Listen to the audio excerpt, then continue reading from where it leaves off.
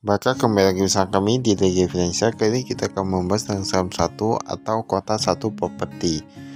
Ini laporan keuangan yang kuartal ketiga 2024. Ada disebutkan direktur utamanya yaitu Momo Imawan, kemudian direktur yaitu Leo Agung Fitro Wicaksana. Nama kata mereka itu ada di Jalan Taman Tengah ya. Di sini kita lihat di Clubhouse Perumahan The Amaya Jalan MT Haryono, Kabupaten Semarang di Jawa Tengah. Untuk laporan keuangan kali ini nilainya itu dia 1 tahun penuh, dan 1 tahun penuh tapi betul itu dia rupiah.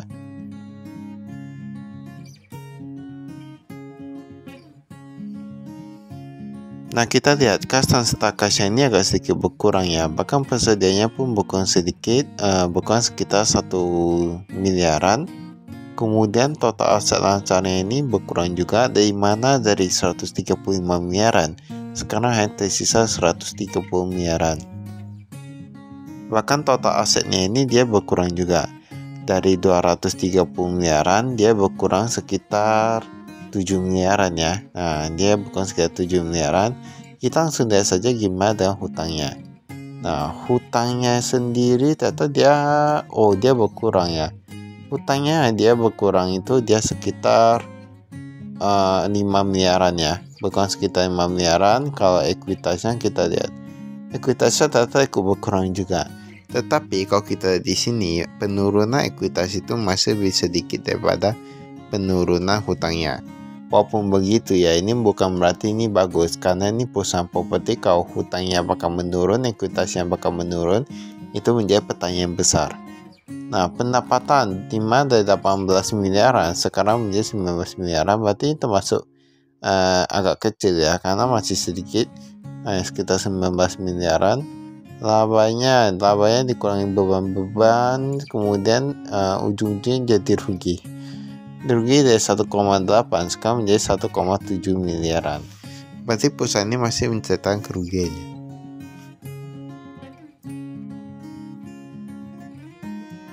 Biasanya perusahaan properti itu dia rugi, ada beberapa hal yang menyebabkan kerugian tersebut.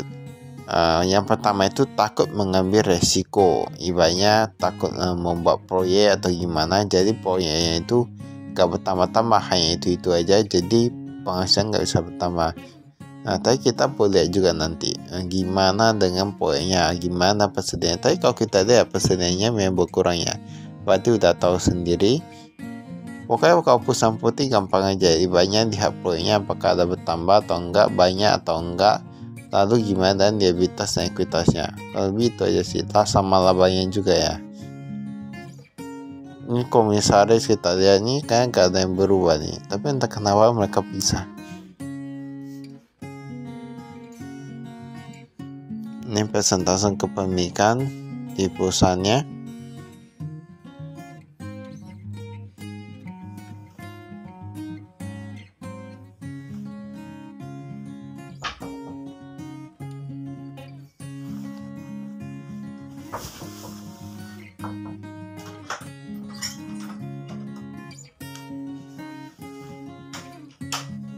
Ini kita skip ya.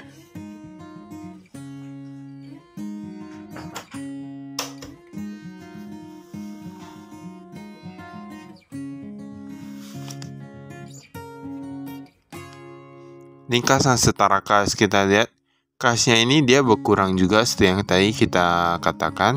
Kas di tangan dia berkurang, di mana dari 39 juta menjadi 30 jutaan. Tapi kecil juga ya kasnya ya, gak gitu banyak.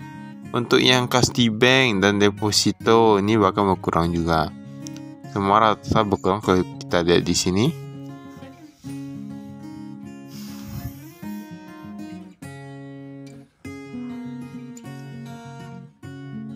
Piutang usaha kita lihat.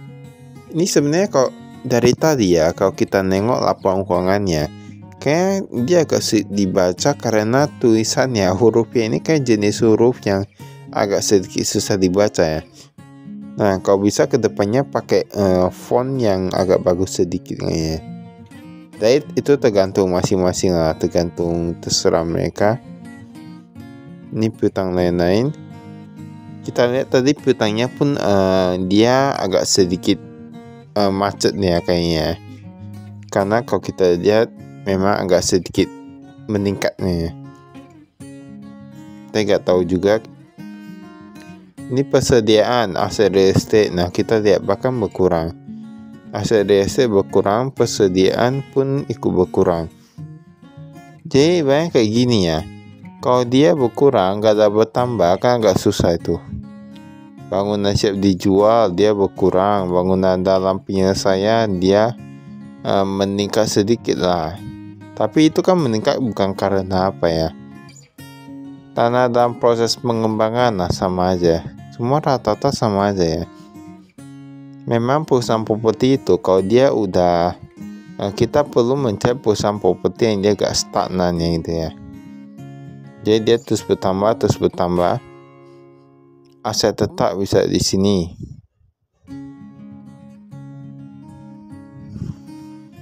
Kan bisa dilihat. Biasa perusahaan properti itu bisa dilihat dari harga sahamnya. Kebanyakan yang harga sahamnya itu agak tinggi itu perusahaannya itu agak bagus ya. Kalau kami lihat di sini ya, kami lihat rata-rata utang usaha bisa di sini.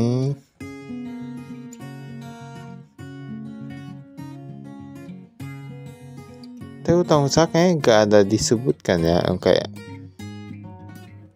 berapa lama jatuh tempo atau kami nggak nampaknya.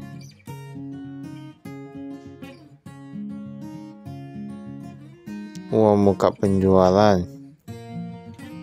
utang lain-lain.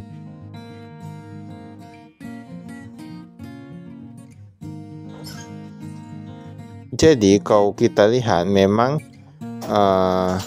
gimana ya mau kita katakannya, ini kan merupakan industri yang dia perlu modal banyak. Jadi manajemennya itu ataupun pemiliknya itu mereka harus berani. Kalau mereka gak berani ambil resiko, itu akan susah. Penjualan properti rumah tinggal dan lain-lain dia agak sedikit menurun ya. Agak sedikit menurun sejumlah pendapatan total. Mereka yang meningkat itu bahkan yang dari kamar. Yang kamar, makanan, minuman dan yang gitu ya. Mereka meningkatnya itu dari hotel. Nah, sedangkan untuk yang properti itu mereka berkurang. Jadi bisa tahu ya mereka berkurang dari mana.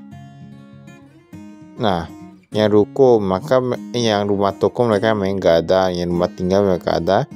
Tapi memang menurut kami rumah toko agak susah dijual sih.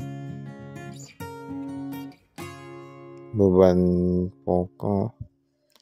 Ini beban penjualan, iklan dan promosi mereka pada sudah melakukan penghematan. Iklan dan promosi berkurang, komisi berkurang. Tapi masih tetap apa ya, mereka yang mereka ini bahkan yang apa ya, beban umum dan administrasi ya. Gaji dan tunjangan mereka meningkat dari 4,2 miliaran menjadi 4,9 miliaran. Kemudian ada beberapa biaya yang dia bukan drastis seperti imbang kerja, dia berkurang drastis. Ini ada pelatihan yang meningkat, ini pelatihan untuk apa nih ya? Nah, ini bisa cari sendiri, maha tahu bisa tahu ya kan, ada yang kerja di sini bisa tahu mereka banyak pelatihan marketing, pelatihan ini, pelatihan K3, atau ada yang kayak itu ya. Kita skip. Maka itu saya adakan sekian, terima kasih, saya investasi.